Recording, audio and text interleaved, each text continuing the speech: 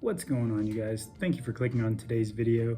If you're new to the channel, my name's Kirk, and in addition to reptiles and Indiana Jones cosplay videos, I make hats on the side, mostly as a hobby, but kind of as a side hustle.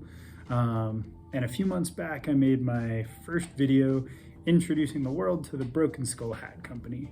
So I said in that video, but I guess it's worth retelling. The reason it's called the Broken Skull Hat Company is when I was 6 years old, I tripped and did a header into a post with a bolt at the bottom. And the bolt went into my forehead, fractured my skull, severed a bunch of muscle tissue in my forehead, and I had to have plastic surgery to put myself back together. But the plastic surgeon who fixed me up told me I needed to keep the scar out of direct sunlight for a year to 2 years, otherwise the scar could discolor. But that led to an obsession and collection of hats. You know, it's not a hard sell to a 6-year-old that he needs to wear hats when his heroes are, you know, like cowboys, Indiana Jones, Zorro, Crocodile Dundee. So that's what started me off into hats and why I felt the name to call my little hat company the Broken Skull Hat Co. So I've made probably close to 50 hats now since that first video, and I'm still learning. Every hat I make is slightly better in some way than the previous. Every hat is a learning experience. I'm doing this all, you know, self-taught. I've had some amazing people give me tips over the last couple of months. But for the most part, self-taught, and I'm, you know, trying to learn everything. I'm kind of a kinesthetic learner, so I like to, you know, I'll watch a couple YouTube videos and then I'll give it a shot. So that's kind of how it started. So that very first hat I ever made was that one in the video from a while back of the Indiana Jones hat for Morgan Loth. And I've made a bunch since then. A handful of Indiana Jones hats, although they're not my favorite. I'll make an Indy hat, but I kind of prefer the originals.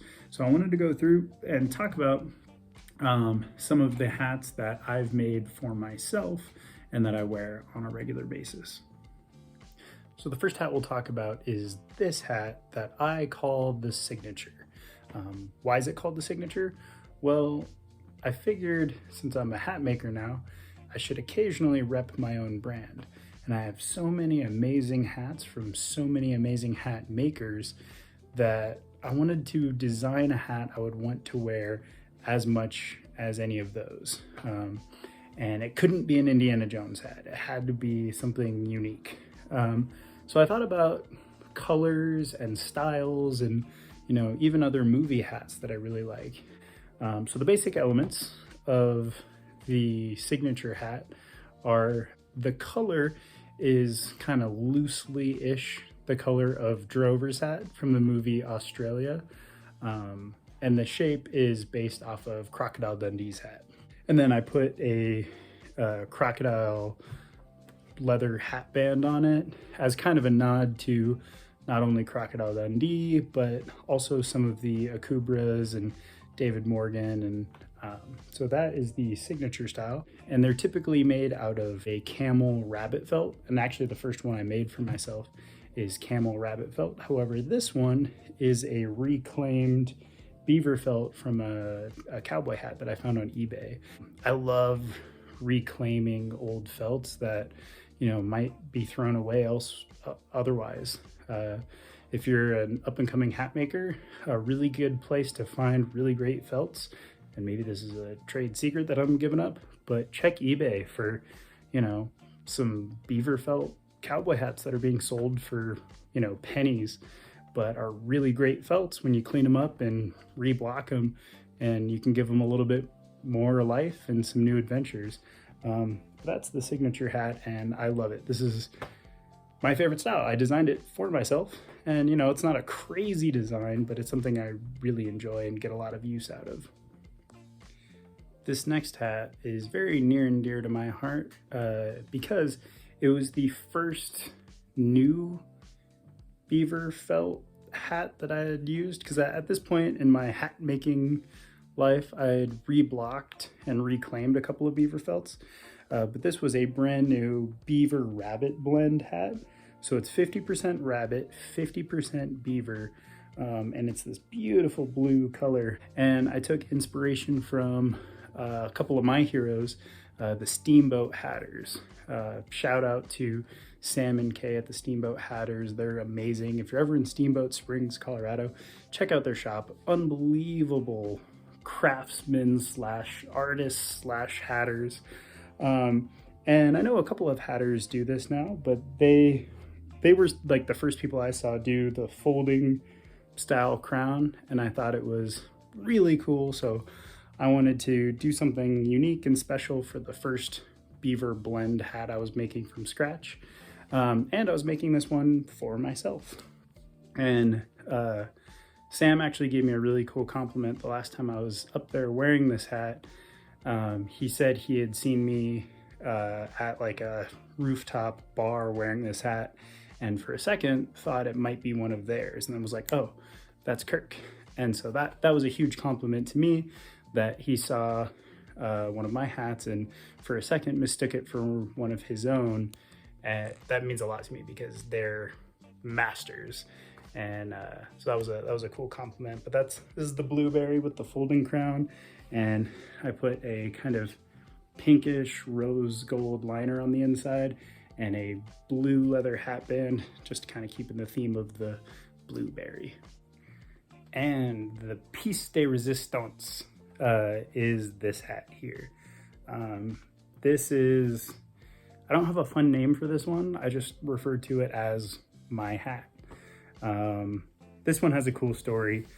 I ordered 200% pure beaver felts, or hat bodies, I should say. Brand new hat bodies. One was a natural color, which is kind of like a beige tan, and this one. And I told my buddy, Pete Cassiopo of the California Joneses, that, you know, I was gonna make him a hat, and he could either have the natural colored one or this olive colored one. And he ended up going for the natural colored one, and we designed this really cool, really unique kind of Gus style cowboy hat for him, and he looks amazing in it. When he's not wearing his Herbert Johnson's, he looks awesome in that cowboy hat.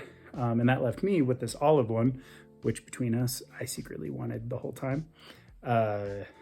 And I really wanted a green hat because before I started making hats, you know, I was a big fanboy of a lot of hat makers like, you know, Nick Fouquet, obviously all of our indie guys like Brian Lalonde, Thomas from Advintage, Michelle from Herbert Johnson. You know, I'm a big fan of hatters, but like probably over a year ago, the comedian Andrew Schultz, he posted on his Instagram going on a hot air balloon tour wearing this really cool green like designer hat that was weathered and awesome. And it was made by a hat maker in New York named Ryan Ramelow, who I'm also a huge fan of. And I just thought that was such a cool, unique hat because I'd never seen like a green hat like that before. And with this hat and the blue one, I'm not trying to replicate those hatters' art.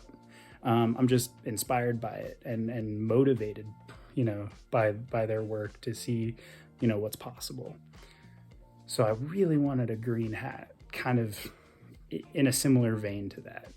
So I started working on this hat and really taking my time with it and making it look how I wanted it to.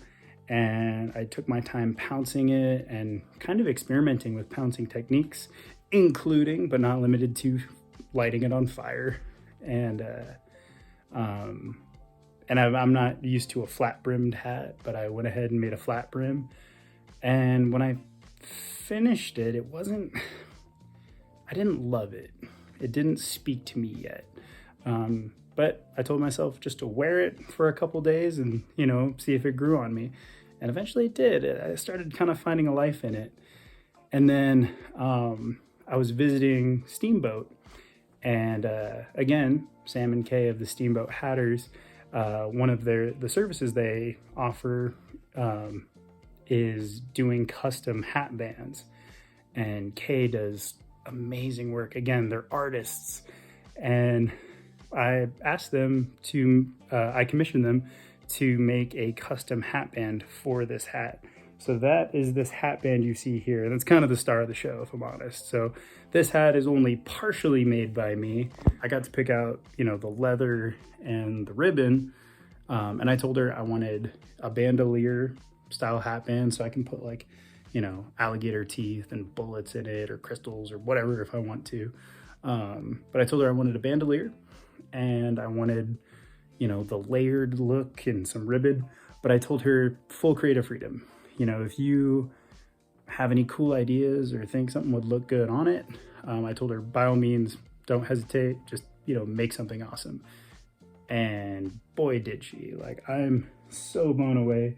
The strings she put on there, she put colors from the whole hat on it, and just, it's so unique. And immediately, the first day I had my hat with the hat band, random people were complimenting me on it. People at gas stations were like, "Oh, cool hat band." And I really think that's because of the hat band. And that's, you know, a skill set that I'd love to have one day, but full transparency, I don't have yet. And that's something they do particularly well. And that was the final thing that made me love this hat. And rarely does this come off my head. And now I feel like I'm cheating on my signature hat because I have this one and I wear it so much. But those are kind of my 3 hats that I've made for myself, and I'm sure I'll make more down the line, but I just kind of wanted to showcase these because, you know, a couple people have been asking how the hat making venture is going, so I just wanted to do a quick video on it. If you want to see more of the hats I've made, I have an Instagram page for it. It's called at Broken Skull Hat Co. So definitely check that out. That sums up today's video. I hope you enjoyed it. If you want to see more videos like this or videos of me making a hat, drop a comment below, leave a like, and until next time, thanks for watching. Cheers.